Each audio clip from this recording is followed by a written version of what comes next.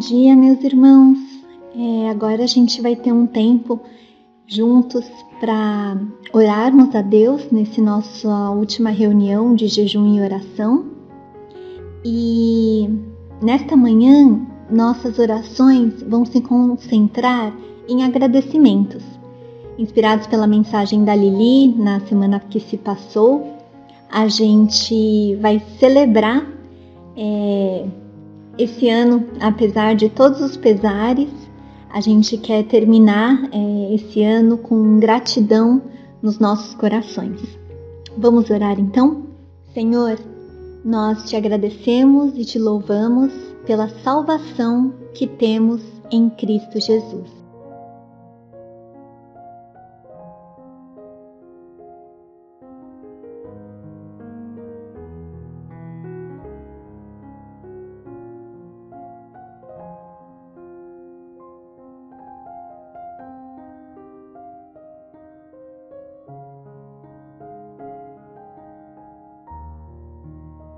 Também te agradecemos pela esperança no nosso coração de que os nossos amigos e familiares também têm acesso a essa salvação.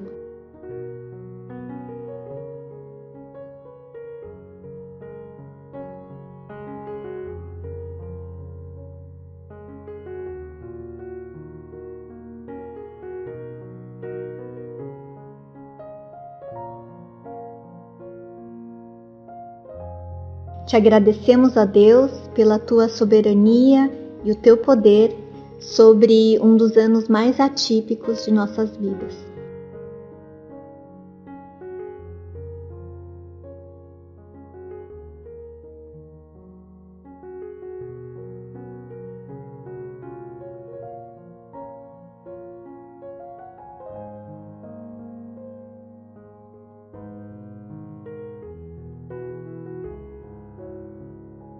Te agradecemos, Senhor, pelas soluções tecnológicas que permitiram que continuássemos te cultuando juntos. Em especial, te agradecemos pela vida do Daniel Tanak e toda a sua equipe, que tem se desdobrado para que isso aconteça.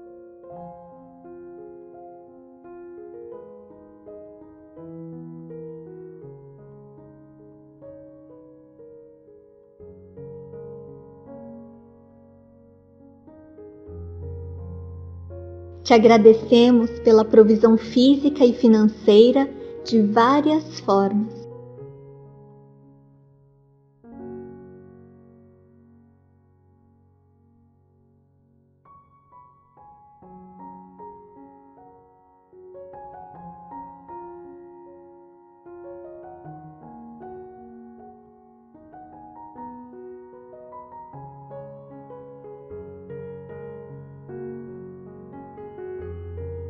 Te agradecemos, Senhor, pela fé que o Senhor nos deste nos momentos em que sentimos falta.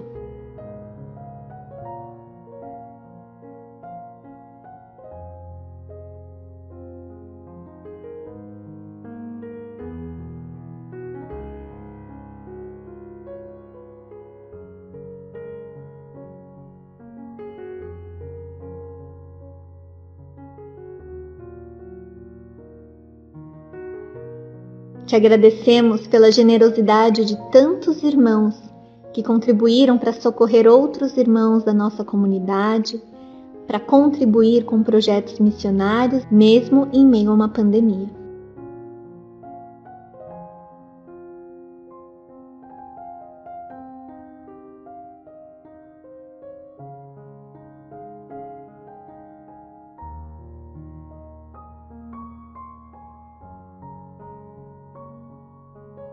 Te agradecemos, Pai Celeste, pelas oportunidades de convivência familiar mais intensa.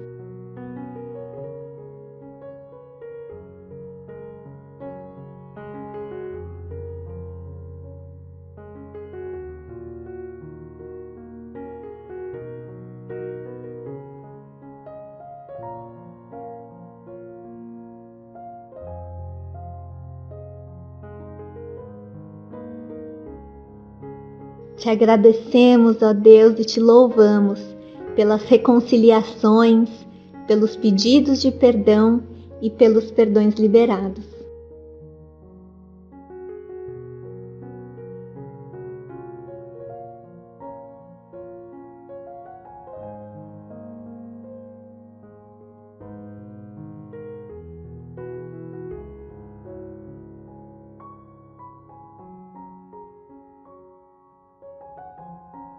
Te louvamos, ó Deus, com corações gratos pelas curas físicas, por curas emocionais e por todas as recuperações que testemunhamos neste ano.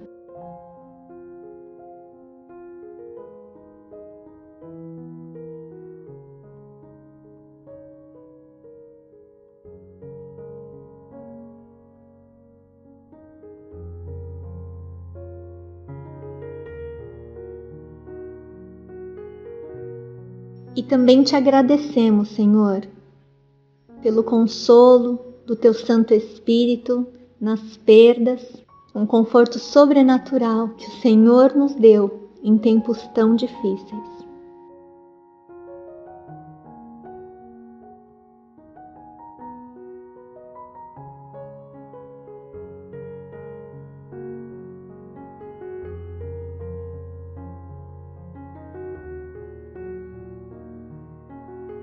Te agradecemos pela fé que nos sustenta, mesmo quando a nossa saúde emocional é abalada e quando os nossos humores estão alterados.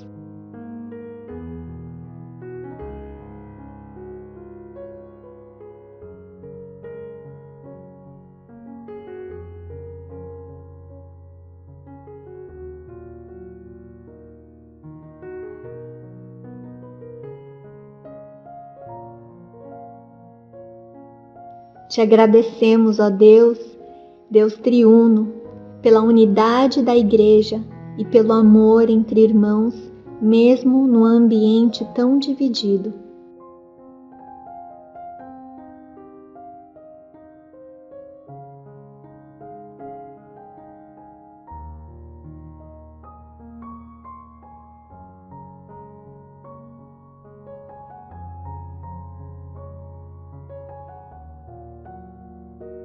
Te louvamos, Senhor, pelas crianças que continuam crescendo e aprendendo mesmo em casa. E essas crianças também têm ensinado os pais. Agradecidos estamos, Senhor.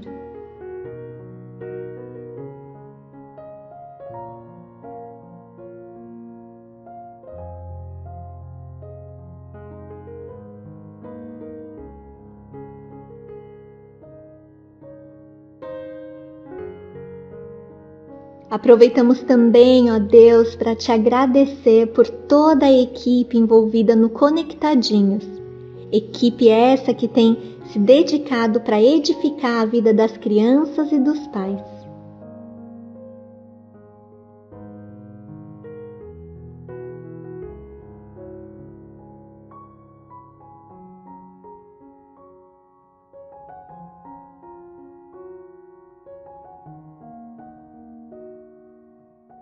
Somos muito gratos também, Jesus, pelos adolescentes da igreja que estão crescendo juntos em Ti com alegria e determinação.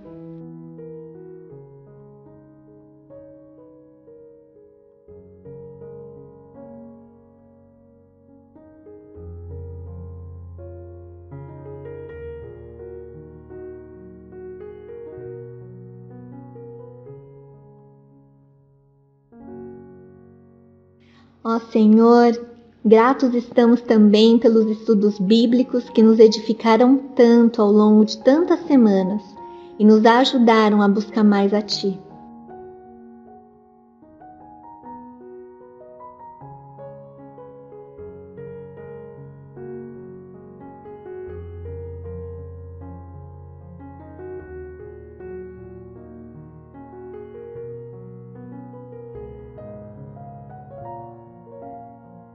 Te agradecemos, ó Deus, pelo cuidado que o Senhor tem nos oferecido através desse grupo de palestrantes tão bons, com palestras tão relevantes para o momento em que estamos vivendo.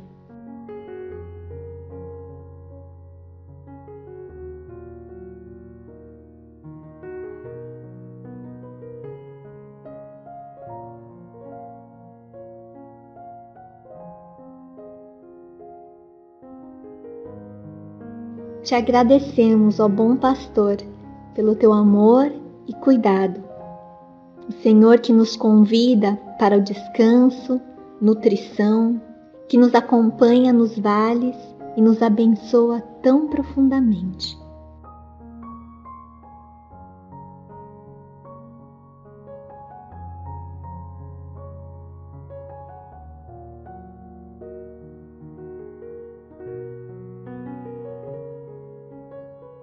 E te agradecemos, ó Deus Pai, por ter enviado o teu único Filho, Jesus, para que a gente possa celebrar o seu nascimento sem as tradições que nos distraem e tantas correrias às quais estamos habituados.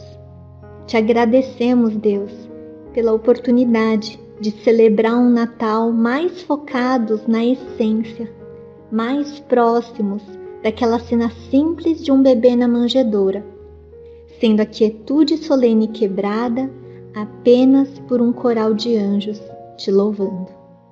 Te agradecemos, Senhor, por todas as coisas que o Senhor nos fez e fará, e também te agradecemos, ó Deus, por quem Tu és.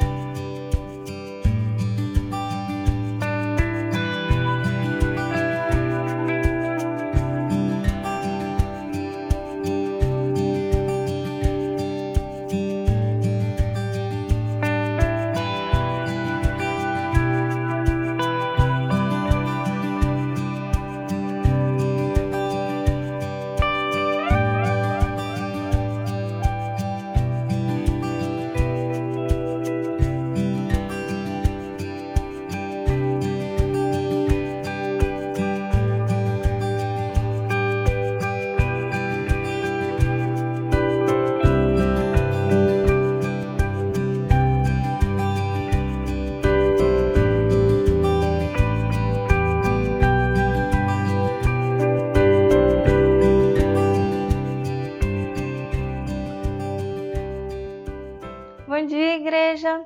É sempre muito bom poder estar junto com vocês para adorar o nosso Deus. Vamos iniciar o nosso culto de hoje com uma oração?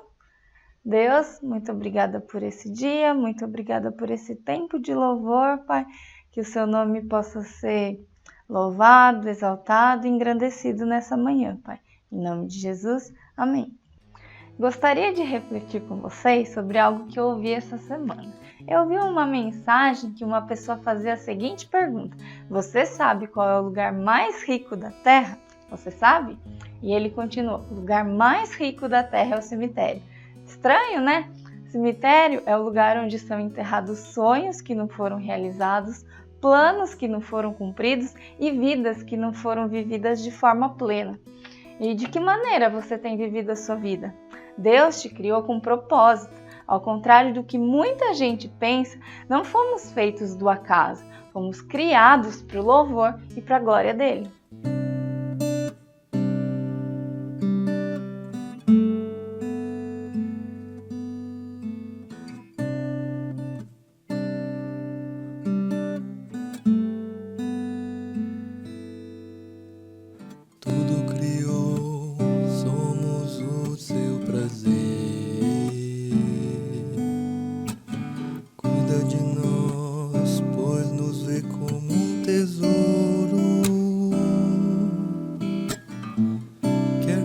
Andar dia a dia e ter um povo que alegre diz: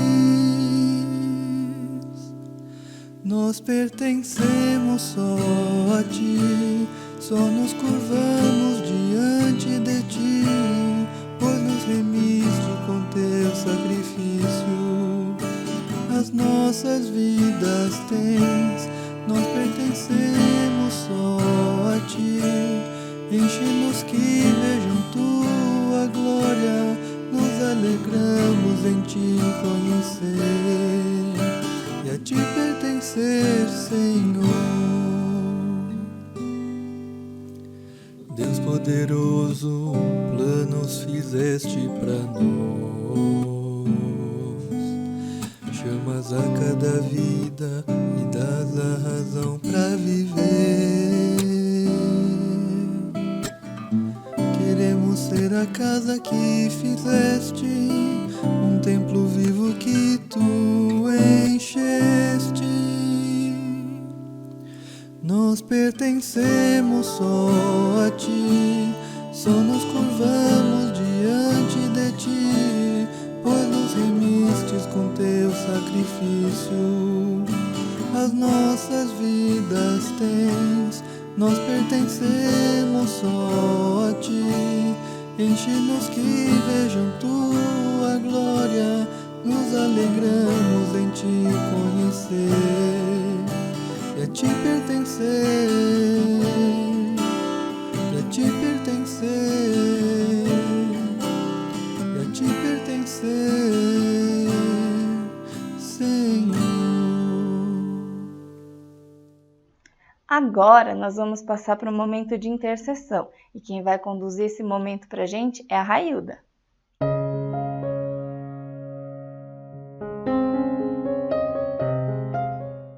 Bom dia, igreja. Que a paz do Senhor Jesus esteja no coração de todos. Vamos orar? Senhor Deus e Pai, obrigado, Senhor, por tudo que o Senhor tem feito. Obrigado, meu Deus, pelos teus milagres, pelas tuas curas. Deus, obrigado por tudo que o Senhor é. Deus, obrigado porque o Senhor tem cuidado das pessoas, Senhor, de cada um de nós, tem derramado o seu poder sobre as nossas vidas. O Senhor tem curado, tem trazido, Deus, alegria ao coração dos enfermos, Senhor.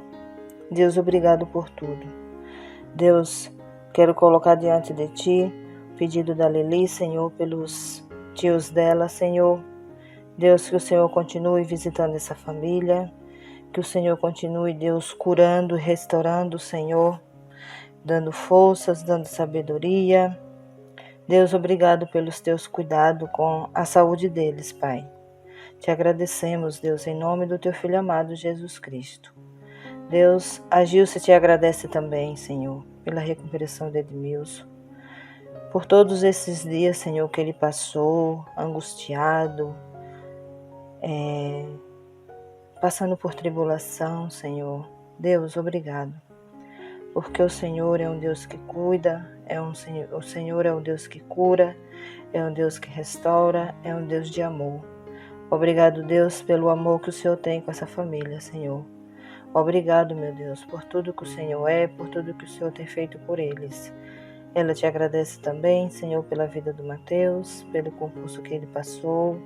Obrigado, Deus, pelos teus cuidados com essa família, Deus, em nome de Jesus. Deus, te peço também pela nora da Rê, que o Senhor esteja visitando essa jovem, Pai. Venha, Deus, estar tocando no coração dela, Senhor, para que ela venha conhecer a Tua palavra, Senhor, conhecer o Teu amor, Senhor. E que o Senhor possa, Deus, estar curando, Deus, ela, Senhor, da depressão. Entra, Senhor, com a Tua providência na vida dela, Senhor, em nome do Teu Filho amado, Jesus Cristo. Deus, eu te peço também pelas pessoas que estão esperando cirurgia, Senhor, que o Senhor esteja, Deus, no controle de todas as coisas, que o Senhor esteja cuidando, guardando, Senhor, e seja feito, Senhor, a Tua vontade nessa cirurgia, Senhor, local, que o Senhor esteja, Deus, realizando o desejo do coração, Pai, dessa irmã que está pedindo oração, Pai. Em nome de Jesus, Pai, que eu oro e te agradeço por tudo que o Senhor é, por tudo que o Senhor tem feito, por todos os teus cuidados, Senhor, com a igreja. Deus, sabemos que estamos vivendo um momento difícil nas nossas vidas por não estar fisicamente perto das pessoas que amamos, mas sabemos que o teu amor está com cada um de nós, Pai. Deus, eu te peço também pela vida dos pastores, do pastor Daniel, do pastor Binho, pelas famílias deles, Pai, que o Senhor esteja, Deus, cuidando e guardando a vida deles, Pai, em nome do Senhor Jesus.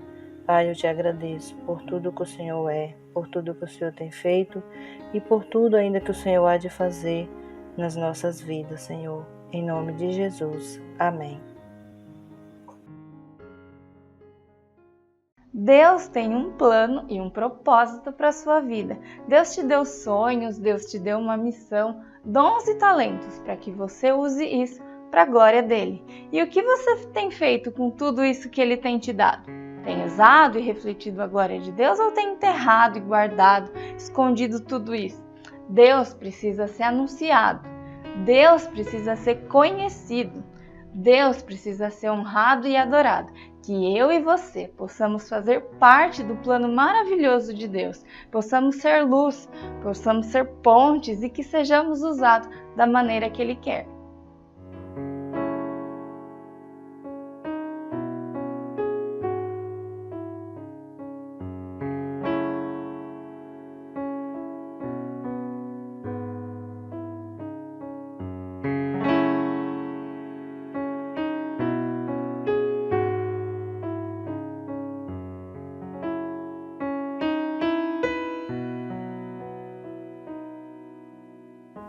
Tudo que sou, tudo que tenho, estão diante de ti, Senhor. Minhas tristezas e alegrias a ti entrego agora, Senhor.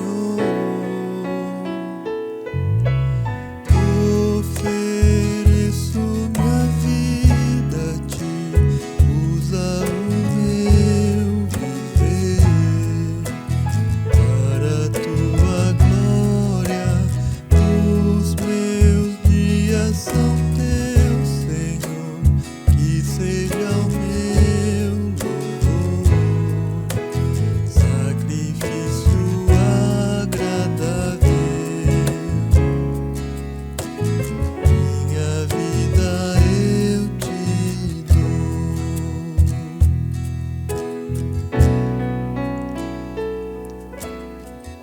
Meu passado, o meu futuro, sonhos que um dia se realizarão. Minha esperança e os meus planos, todo meu ser pertence ao Senhor.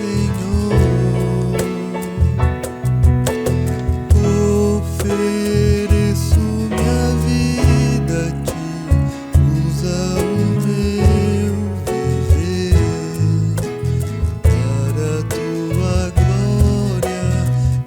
Os meus dias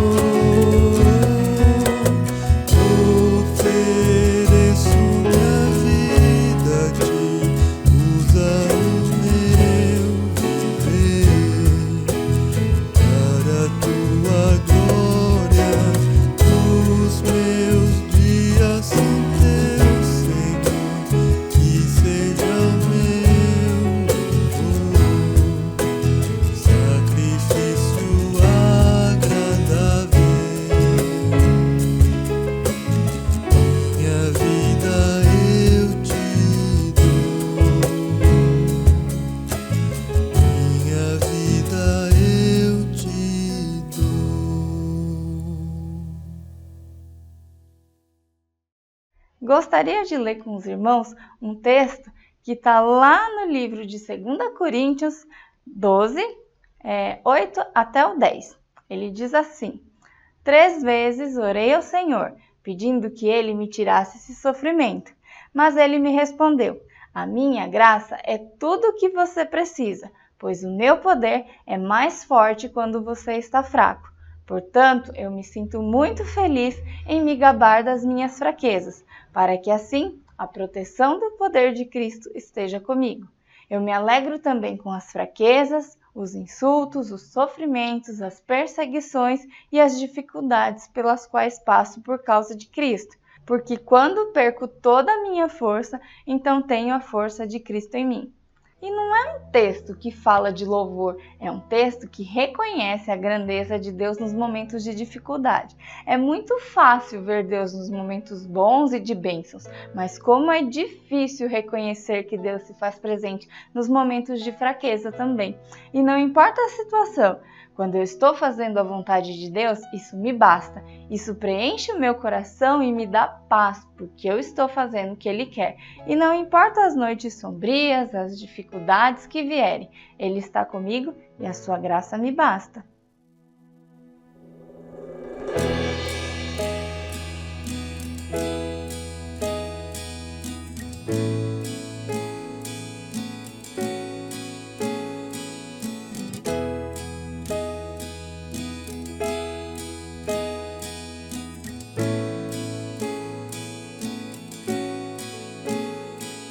Nas noites mais sombrias, na escuridão da alma, tua graça me basta. Nas madrugadas frias, na solidão da estrada, tua graça me basta. No vento incessante, toda hora e cada instante, tua graça me basta. Na imensidão do mundo, no abismo mais profundo, tua graça me basta.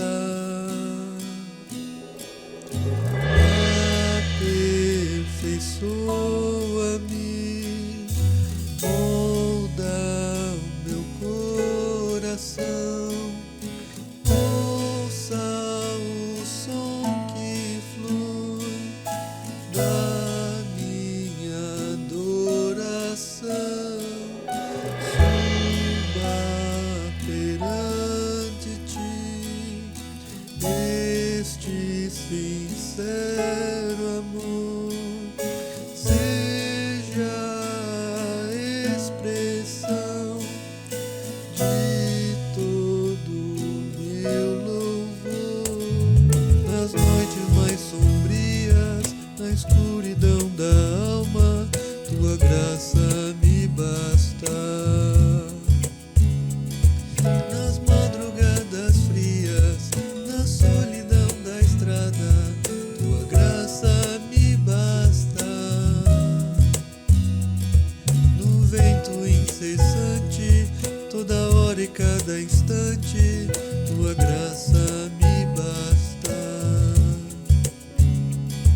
Na imensidão do mundo, no abismo mais profundo, tua graça me basta.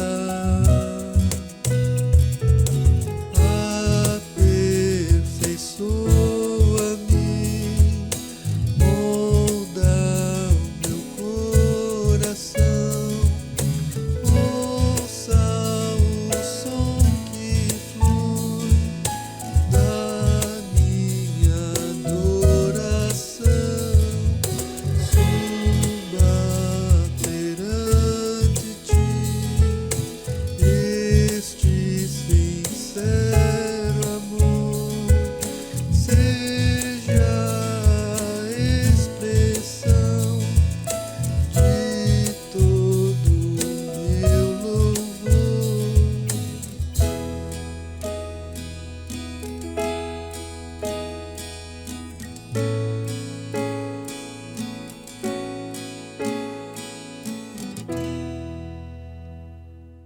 e certos de que podemos entregar tudo para Deus, porque Ele sabe o que faz.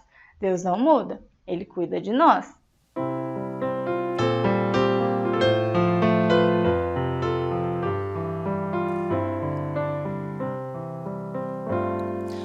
Tudo a ti, Jesus, entrego, tudo sim eu deixarei, resoluto, mas submisso, sempre a ti eu seguirei.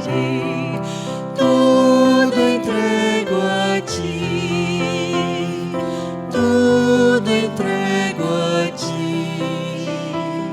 Sim, a ti, Jesus bendito, sempre seguirei. Tudo a ti, Jesus, entrego, pois eu sinto seu amor. Vem, transforma minha vida e meu coração também. Tudo entrego a ti, tudo entrego a ti. Sim, a ti, Jesus bendito, sempre seguirei. Tudo a ti, Jesus, consagro, reconheço que sou teu. Paz perfeita, paz completa, eu me alegro em ti, Jesus. Tudo entrego a ti, tudo entrego a ti. Sim, a ti, Jesus bendito, sempre seguirei.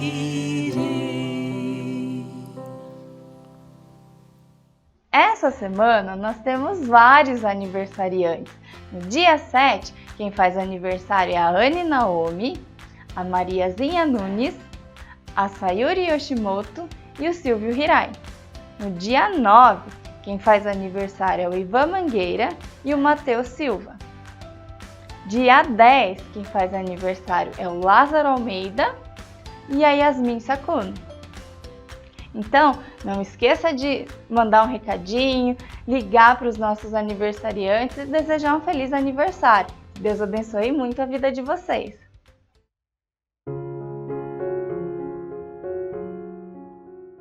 Segunda Coríntios 9:7 diz: Cada um contribua segundo tiver proposto no coração, não com tristeza ou por necessidade, porque Deus ama quem dá com alegria. Você pode continuar contribuindo com seus dízimos e ofertas mesmo durante o tempo da quarentena, depositando ou transferindo para a conta da igreja. Os tesoureiros estão pedindo para utilizar apenas o Banco Itaú, porque vamos deixar de usar o Banco do Brasil. Você também pode ofertar qualquer valor por meio de cartão de crédito ou boleto bancário utilizando o link ou QR Code. Uma outra opção é agendar um horário e trazer o seu envelope até a igreja.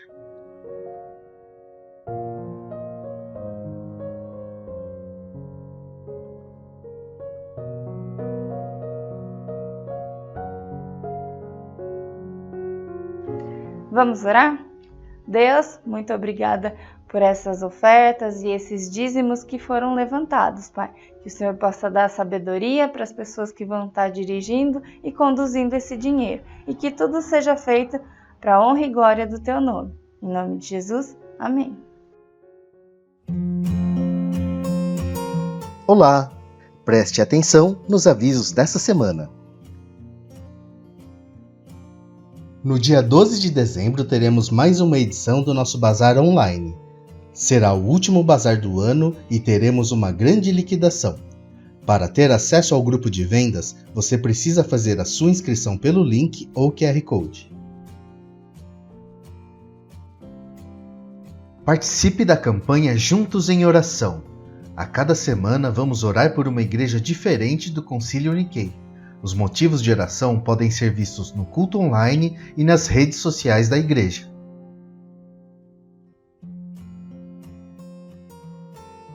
Toda terça-feira, às 8 horas da noite, temos um grupo de estudo bíblico online. Se você quer participar, entre em contato conosco pelo nosso WhatsApp. Por hoje é só. Obrigado e boa semana! E nós estamos encerrando esse momento de louvor. Agora a gente vai passar para a parte da mensagem. E quem vai trazer a palavra no dia de hoje é o pastor Fábio. Vamos orar por ele? Deus, muito obrigada por tudo que o Senhor já compartilhou com o pastor Fábio, Deus. Que nossos corações, nossos ouvidos, Deus, possam estar atentos a Deus para te ouvir também. E que a gente possa ouvir e praticar tudo aquilo que o Senhor tem no dia de hoje para a gente. Em nome de Jesus, amém. Bom dia, irmãos. Espero que você tenha começado esse dia bem, louvando ao Senhor com todo o seu coração e que Ele fale às nossas vidas durante esse momento da mensagem.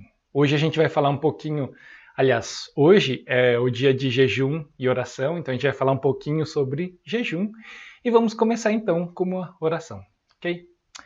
Senhor Deus, nós te agradecemos por essa manhã, onde a gente pode te louvar, te adorar, ó Pai. E nesse momento a gente pede pelas tuas misericórdias sobre as nossas vidas, ó Pai. E fala aos nossos corações, Senhor. Usa a tua palavra para falar aos nossos corações, Senhor. Abre a nossa mente, abre o nosso coração, Senhor, para receber tudo aquilo que vem de ti, Senhor, exclusivamente, Senhor. Que seja o Senhor a falar e não eu, ó Pai. Tem misericórdia de mim, que sou pecador também, e fala as nossas vidas, Senhor. Essa é a nossa oração, Senhor. Em nome de Jesus. Amém. Amém? Bom, o título da mensagem quem deu hoje foi minha esposa, né? Depois de ver o esboço da mensagem, eu preguei e ela fez os comentários e tal, e ela batizou a minha mensagem. Tá? Então começa o título assim, Maria vai com as outras? Não, o evangelho é contracultural. Né? Preparando a mensagem, eu lembrei de alguns episódios da minha infância, né? E quando eu era pequeno, teve algumas vezes, né, que eu fui numa quermesse, né? E eu sabia que minha mãe não gostava, né? Então eu ia meio que escondido, né? E depois da quermesse e tal, aí meus amigos, né, falaram que iam começar a catequese, né? Então, eu nem sabia o que era, o que tinha, o que acontecia, se tinha que pagar, quanto tinha que pagar e nada, e nem o que era exatamente. E aí eu fui perguntar para minha mãe, mãe, eu posso fazer catequese? E naquele dia minha mãe deu um não, mas um não tão contundente assim que eu nem ousei falar nada. Sabia que ali não ia ter conversa, né? Normalmente, quando eu ia pedir alguma coisa para minha mãe, quando eu era pequeno, né, e queria insistir, falava, mas mãe, todo mundo vai, né, deixa eu ir, né? Então eu usava esse todo mundo, né, para pedir alguma coisa para minha mãe, né? E quando eu era pequeno eu aprontava bastante, né? E quando eu cometia alguma coisa assim, mas seja na escola ou no beisebol, em algum lugar, acontecia alguma coisa errada, iam lá reclamar para minha mãe, né? A justificativa é, mãe, mas todo mundo fez também, né? Então, como se todo mundo justificasse aquilo que eu estava fazendo, seja para pedir ou seja para justificar um erro que eu cometi, né? Então, assim foi a minha infância. E assim talvez seja a vida de algumas pessoas, né? E o que eu tiro de lição, né, desses episódios e das minhas falas do todo mundo, né? Eu li uma frase esses dias aí que fala assim, o errado é errado, mesmo que todo mundo faça, né? E o certo é certo, mesmo que ninguém faça, né? Então, o todo mundo não é uma justificativa para você fazer algo ou para você deixar de fazer algo, né? E refletindo a respeito disso, né? Por exemplo, Se todo mundo sonega imposto, então eu também posso sonegar, né? Porque ninguém vai preso, então também não vou ser preso, então eu posso fazer isso, né? Se todo mundo usa produtos pirata, Windows pirata, software pirata, ou de repente faz aquele gato.net, né? Ou talvez aqui para os jovens adolescentes, todo mundo fica, qual o problema disso, né? Ou outra ainda mais gospel, né? Você falar da vida alheia, né? Como uma forma de fazer uma fofoca disfarçado de um pedido de oração, né? Puxa, vamos orar por aquela irmã que está fazendo isso, né? Então, todo mundo faz, então é uma justificativa, né? Que algumas pessoas usam para tentar justificar os seus erros, né? E não é porque todo mundo faz que isso te dá o aval, né, para você fazer isso também, né? Mas esse todo mundo o errado é errado mesmo quando todo mundo faz, mas o certo é certo mesmo quando ninguém faz. E eu queria contar uma história que eu vivi aqui nessa igreja, né? Eu não pedi autorização para a irmã, então não vou falar o que é o nome aqui, mas é o seguinte, teve um episódio, né, que uma irmã da igreja veio me consultar. Ô, Binho, eu queria colocar um letreiro, né, no meu negócio, né, e eu descobri que para colocar esse letreiro a gente tem que pagar uma taxa, né? Então eu fui lá na prefeitura e queria ver quanto que custava essa taxa, tal, e a pessoa da prefeitura falou, mas ninguém paga essa taxa, né? Então, tipo, se você quiser não precisa pagar, né, essa taxa. A pessoa da prefeitura instruiu assim ela, né? E essa irmã veio me consultar, né? E quando a gente estava conversando, né, eu falei um pouquinho a respeito da diferença entre uma consciência boa e a consciência limpa, né? E no fim, eu falei, a gente precisa fazer aquilo com que a nossa consciência não nos condena, né? E no fim das contas eu lembro que eu nem falei para ela se ela devia pagar aquele imposto ou não, né? Eu falei, eu não sei exatamente a situação, né? Você está por dentro, né? Então eu não posso dizer para você o que você deve fazer, né? E eu lembro dessa irmã olhando para mim com os olhos cheios de lágrimas, ela falou, Binho, eu vou pagar essa taxa, mesmo que ninguém pague, né? E eu senti tanto orgulho dessa irmã, assim, da atitude dela, né, que isso ficou marcado no meu coração, né?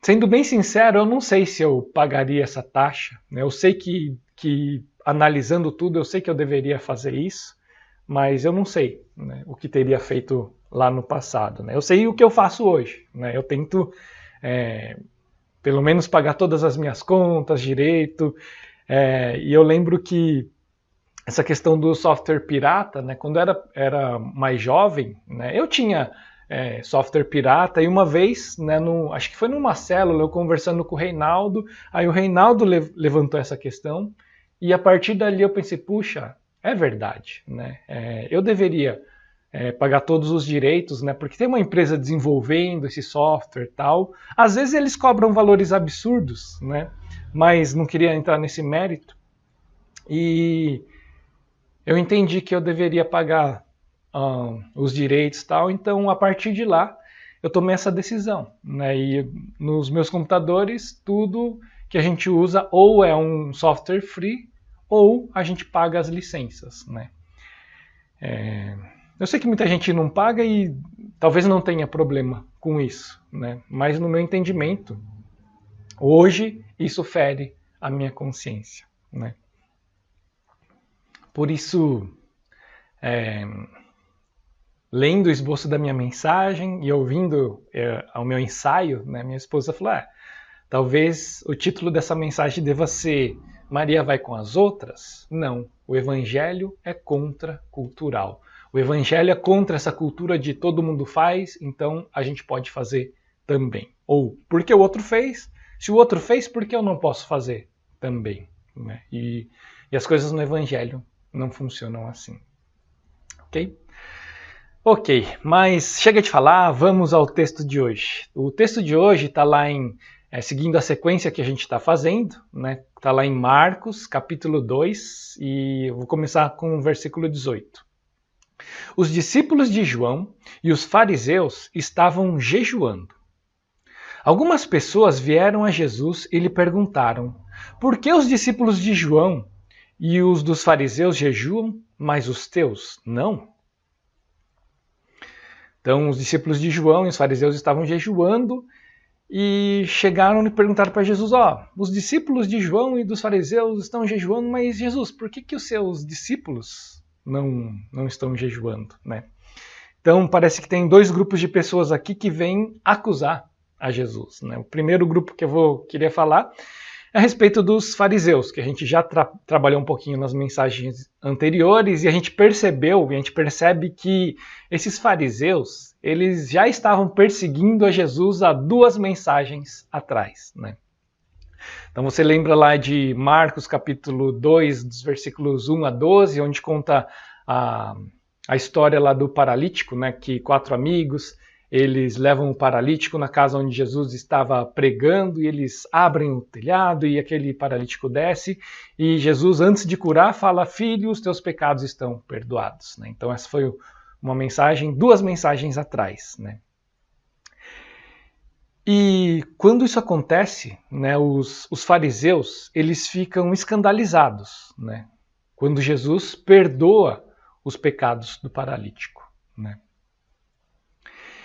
E essa ação não cabia dentro da caixinha em que eles tinham colocado a Deus, né? Eu falo caixinha porque, assim, quando a gente começa a estudar teologia, né, tem uma das matérias lá do seminário que chama Teologia Sistemática. Como que é isso? Quando você começa a estudar teologia, por exemplo, você vai estudar um determinado assunto, por exemplo, o pecado, e você busca na Bíblia todos os textos que falam a respeito de pecado. Vai estudar sobre escatologia, que é o fim dos tempos. Você busca na Bíblia todos os textos que falam do fim dos tempos, não só Apocalipse, mas Mateus, mas os textos também do Antigo Testamento.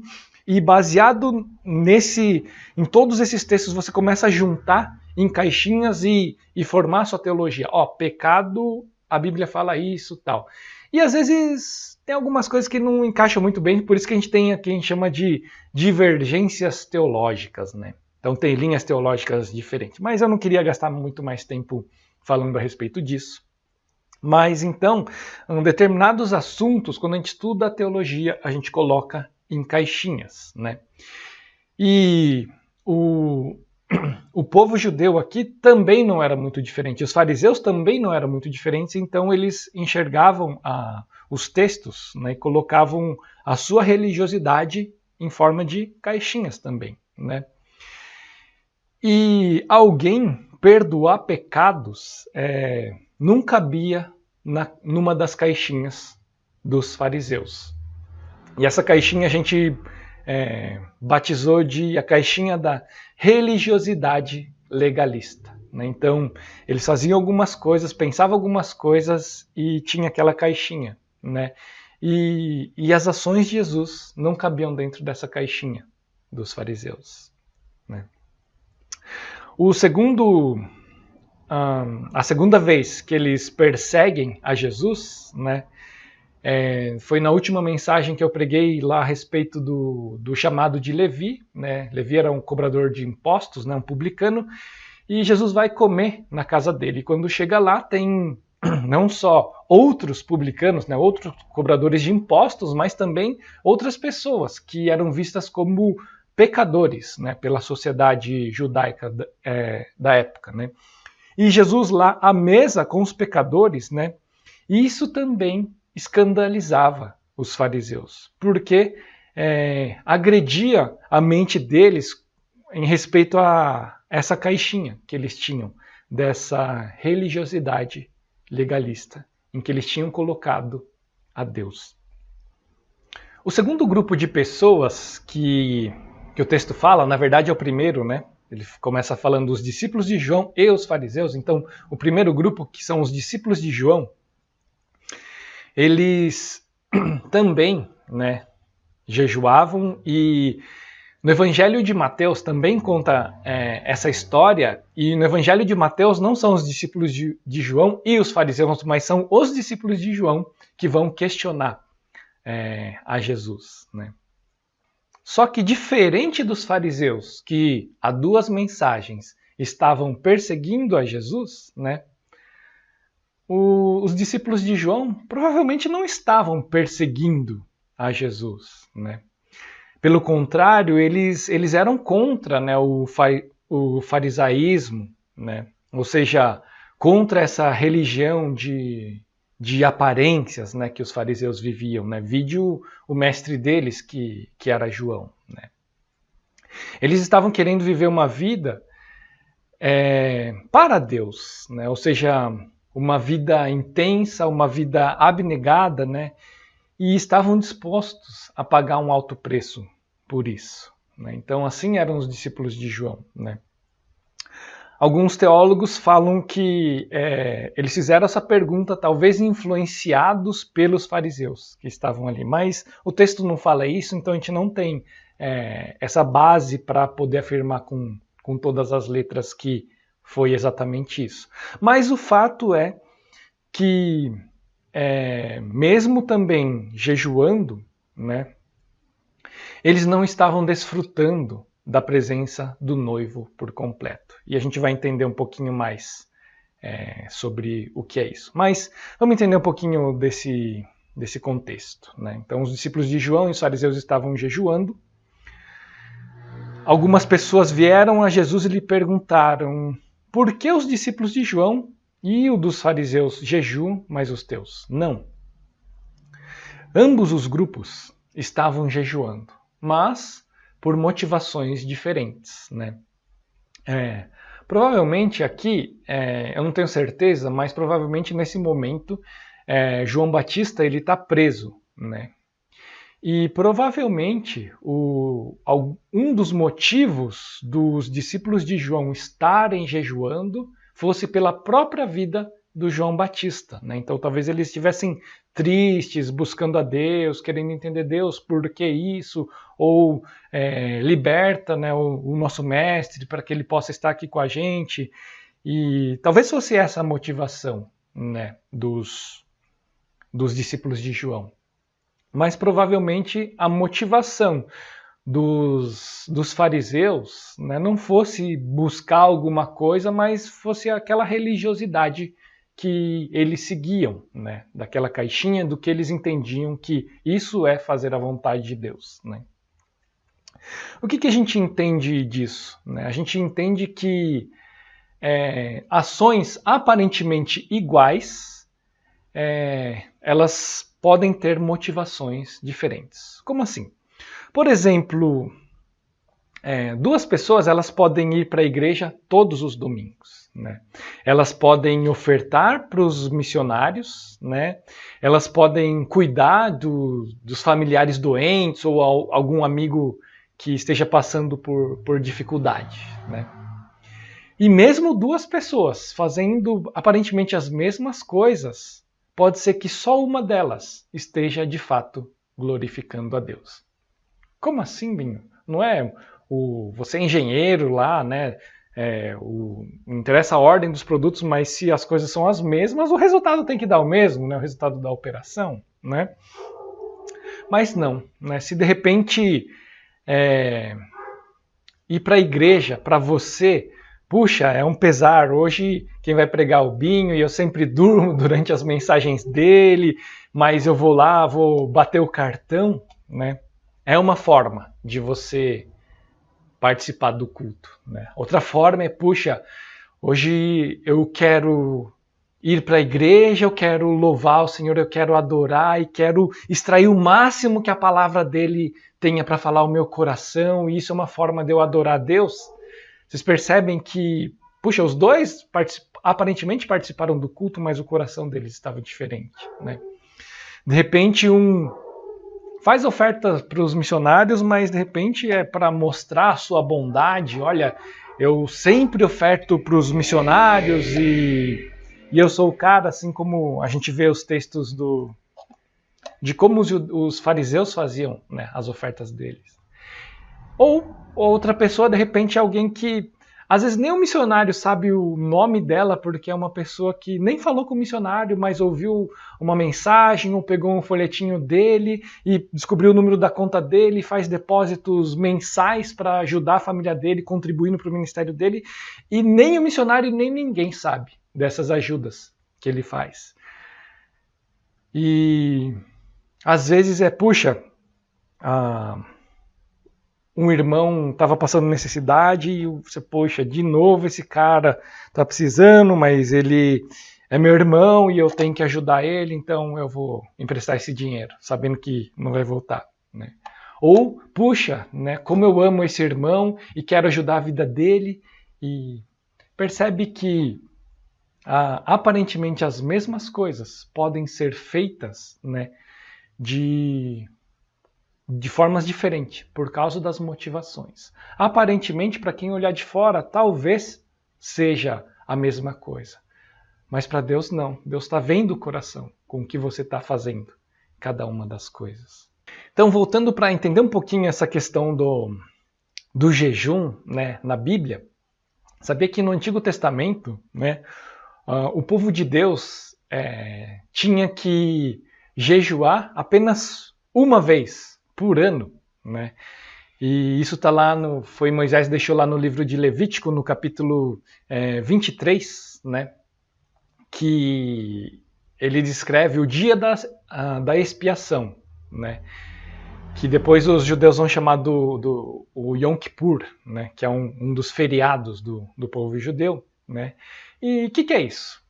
Lembra lá que no Antigo Testamento tinha um lugar chamado Santo dos Santos e lá tinha uma cortina que separava a presença de Deus dos homens, e que nesse lugar santo, ou esse lugar santíssimo, só o sumo sacerdote podia adentrar, né, nesse lugar uma única vez por ano, né?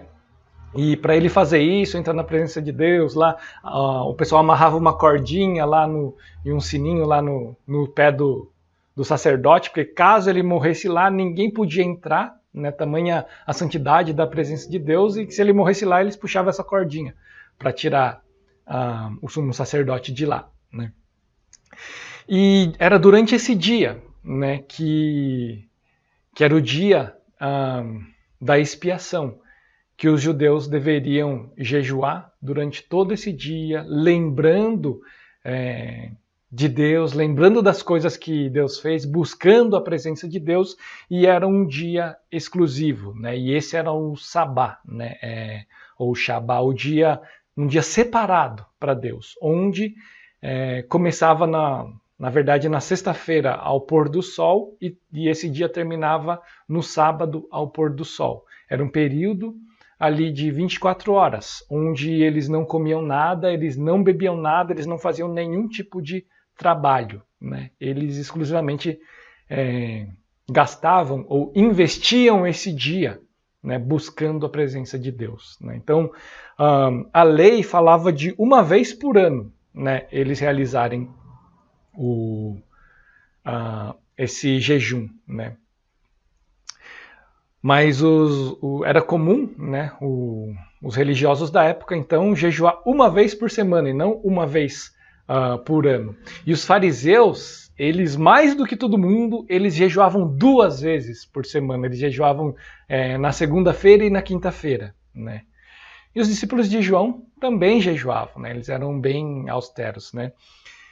E os fariseus faziam mais do que todo mundo, né? E Jesus, quando ele começa a falar disso, ele fala: você que jejua aí e faz cara de cansado, de triste, para falar, poxa, olha, eu sou uma pessoa piedosa, eu estou jejuando. E Jesus fala: não deve ser assim, né? Se você vai jejuar, lava seu rosto para que ninguém perceba que você está fazendo isso, né?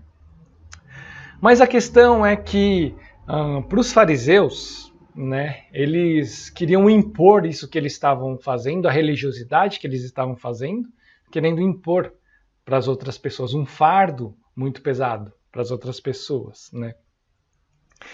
E quando essas pessoas chegam para Jesus e falam: todo mundo, Lembra do todo mundo jejua, todo mundo está jejuando hoje, né? Por que vocês não, né? Jesus, por que os seus discípulos não jejuam, né? Mas Jesus, ele não se deixa levar, né, pela cultura religiosa daquela época, né? Ele não era uma Maria vai com as outras, né? Jesus age de uma forma diferente. Então, voltando para o texto, né? Porque os discípulos de João e os dos fariseus jejuam, mas os teus não? E a resposta de Jesus é: como podem os convidados do noivo jejuar enquanto este está com eles? Não podem enquanto o tem consigo, né? Mas virão dias quando o noivo lhe será tirado, e nesse tempo jejuarão. Eles estão perguntando de jejum e parece que Jesus desconversa, né? O que tem a ver noivo com jejum, né? Para a gente aqui hoje não tem muito a ver, né? Mas naquela época fazia sentido, né? Jesus, você sabe que Jesus é o noivo e a igreja, né, é a noiva que Jesus vai voltar para buscar, né? E naquela época, quando ia haver um casamento, né, o casamento não era como hoje, né, uma festa numa tarde ou numa noite ou num dia e tem lá toda a cerimônia conforme a gente está acostumado e acabou, né? Naquela época, uma festa de casamento normalmente durava uma semana. Era uma semana de festa. Né? Nem consigo imaginar isso, né? Mas era uma semana de festa, né? Onde eles comiam bastante, bebiam bastante e festejavam durante uma semana, né? Na presença ali dos noivos e tal, né? E tinha uma semana. Né?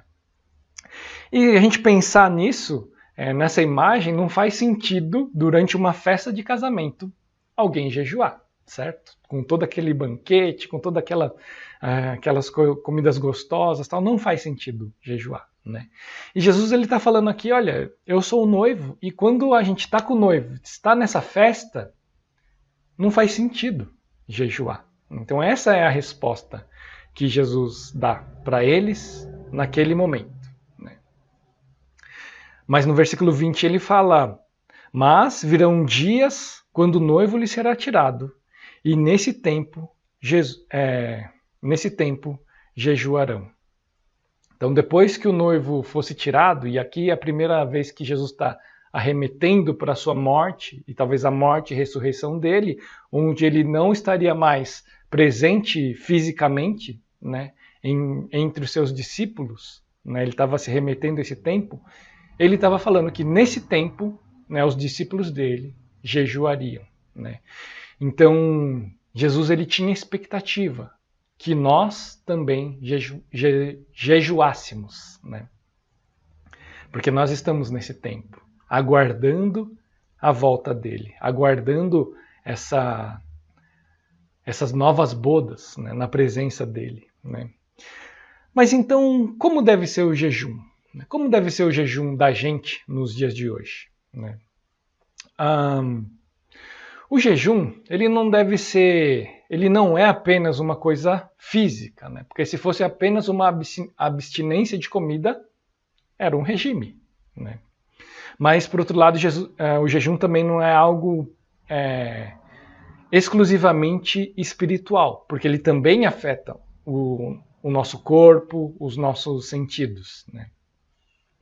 O jejum, ele não deve ser uma moeda de troca. Eu vou jejuar para que, se eu jejuar, Deus faça eu passar no vestibular, na faculdade, ou eu ir bem na prova, ou eu ganhar isso, ou entrar num determinado emprego, como se o jejum fosse uma moeda com que você pudesse barganhar com Deus. Porque toda vez que você tenta barganhar com Deus, você está querendo obrigar Deus a fazer alguma coisa.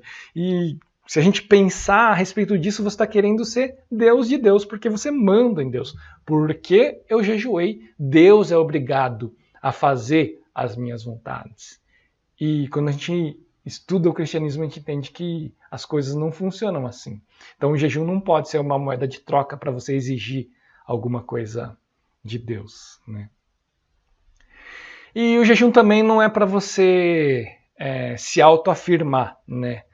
ser admirado pelas outras pessoas. Olha como eu sou uma pessoa espiritual e eu jejuo. Essa prática Jesus chegou batendo lá atrás, né? Ele fala, olha, quando você for jejuar, que ninguém perceba o que você está fazendo, né? Lave o rosto e pareça uma pessoa normal, né? Então, e quais são as formas da gente jejuar, né? Então, como que a gente deve fazer isso, né? Uma das formas de jejum é essa que o povo de Deus fazia no dia da expiação, né? Que é a abstinência total de alimentos, né? E o que você deve fazer nesse dia em que você não vai estar comendo ou bebendo, fazendo coisas assim? De repente, naquele momento em que você ia cozinhar, ou no momento que você estaria comendo, ou no momento que você estaria lavando a louça depois dessa refeição, você invista esse tempo, né, que você não vai gastar com essas coisas, orando, meditando, buscando a presença de Deus, ou louvando, cantando a Deus. Isso é uma forma de você fazer um jejum, né? Aproveitar o tempo que agora você tem livre para fazer isso, né? O pastor Daniel gosta de falar que quando você está jejuando dessa forma de abstinência total do alimento, toda vez que bater aquela fome, você lembre de orar a Deus, né? Então seja mais um lembrete de você buscar a presença de Deus, né? Bom, tem outras formas também, né? Tem, por exemplo, abstinência de alimentos específicos, né? De repente você tira da sua dieta normal por um determinado período alguma coisa que você gosta muito, né? Seja um doce, um chocolate, ou carne, ou para os japoneses tirar o arroz, né? Ou tira o refrigerante, né? E toda vez que der vontade de você comer esse determinado tipo de alimento, né?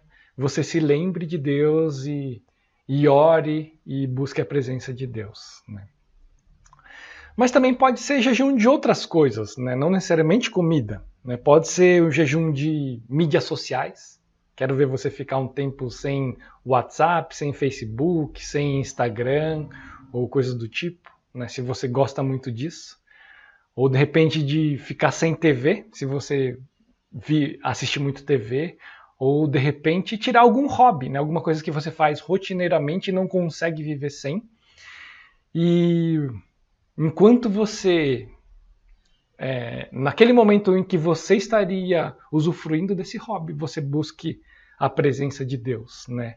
E tudo isso é para a gente lembrar que Deus é mais importante na sua vida do que todas essas coisas que você tem, que às vezes Ele mesmo deu para você, né? Seguindo o texto, Jesus vai contar duas parábolas, tá?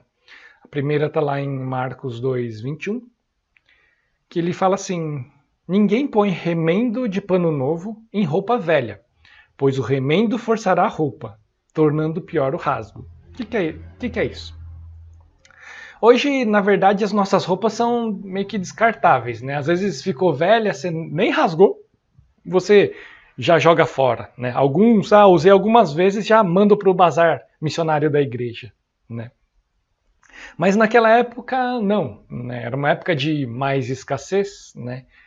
Então era comum você costurar, né, as roupas, né? Eu lembro que quando eu era pequeno a gente estava num momento de escassez assim também, e minha mãe costurava as roupas. Se rasgava, ela costurava, e a gente andava com roupas costuradas, né?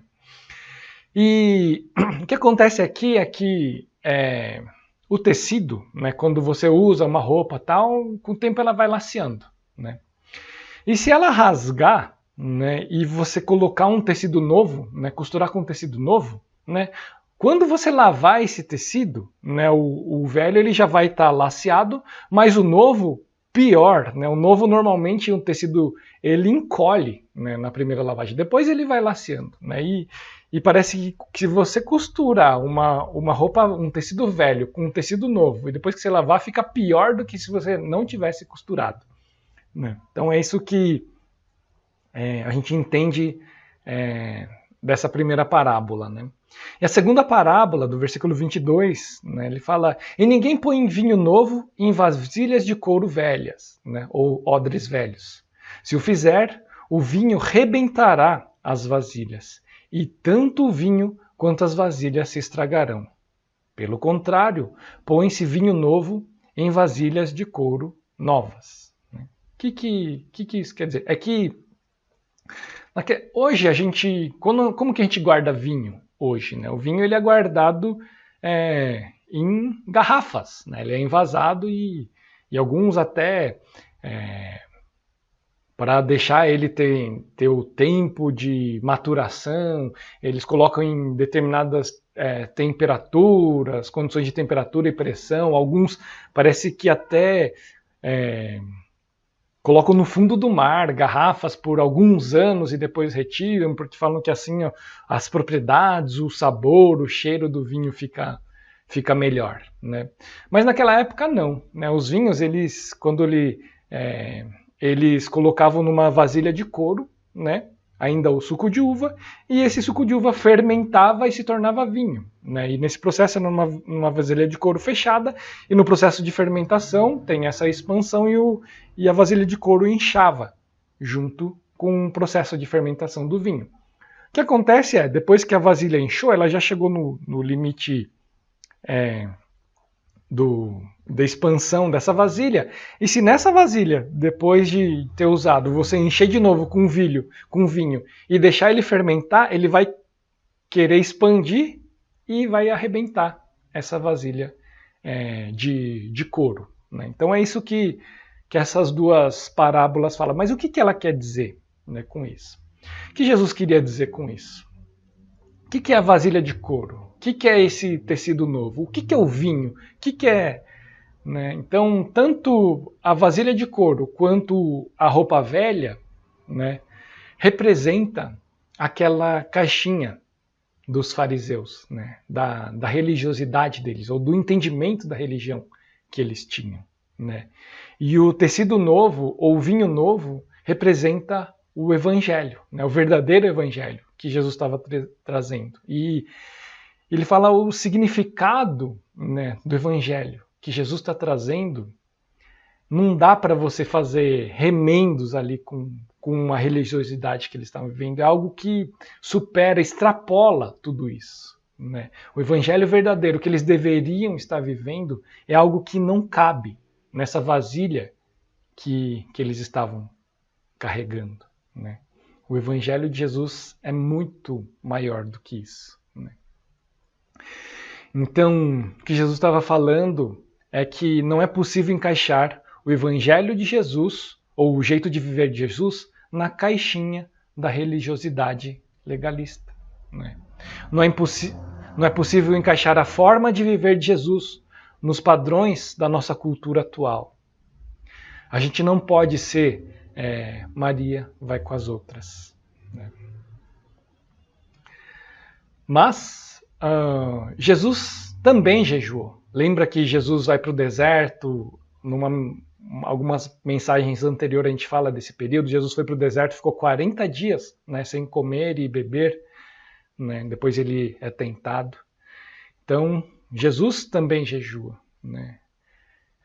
Jesus também, né, ele ia à sinagoga aos sábados. Né? Lembra dessas passagens? Jesus ia lá pregar. Né? Jesus ele fazia células, né, na casa dos irmãos. Né? Então a gente viu essa passagem também, que começa a chegar gente lá e Jesus está pregando na casa, né, não só na sinagoga. Né? Então, jejuar, ir para a igreja, participar da célula, né, são hábitos saudáveis. Né? Contudo, a nova vida em Jesus é tão dinâmica que ela rompe com as tradições meramente humanas. Né? E essas tradições podem ser, às vezes, jejuar mais do que o necessário, né? Como os fariseus. Né? Às vezes a tradição humana é você sonegar imposto. Né? Às vezes a tradição humana é como todos os meus amigos, né? Eu posso ficar. Todo mundo faz também. E eu posso fofocar e falar mal das outras pessoas. Né? Jesus ele rompe com tudo isso. Né? E o que Jesus quer é que a gente participe da grande festa com Ele, né? Jesus, Ele nos convida a uma vida cheia de alegria, né? Ele não quer que você seja uma Maria vai com as outras e numa forma que leve a você a ter uma vida triste, que leve até a morte, seja ela espiritual ou às vezes física, alguma coisa depressiva. O Evangelho é alguma coisa leve, que quebra com os padrões do mundo. É esse Evangelho que a gente tem que buscar viver. Vamos orar?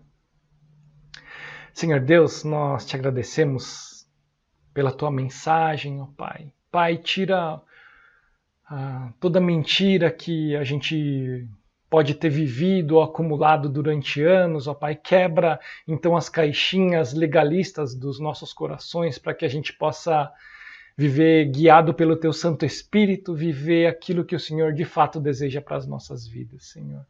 Transforma as nossas vidas, Senhor. Dá-nos coragem.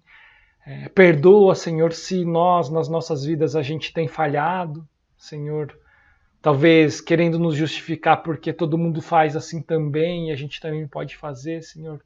Pai, tira isso das nossas vidas, ó Pai. Transforma o nosso viver, ó Pai. Que a gente possa ter uma vida santa e a gente possa olhar para Ti, ó Pai, e querer ser um odres novo para receber do Teu vinho novo, Senhor.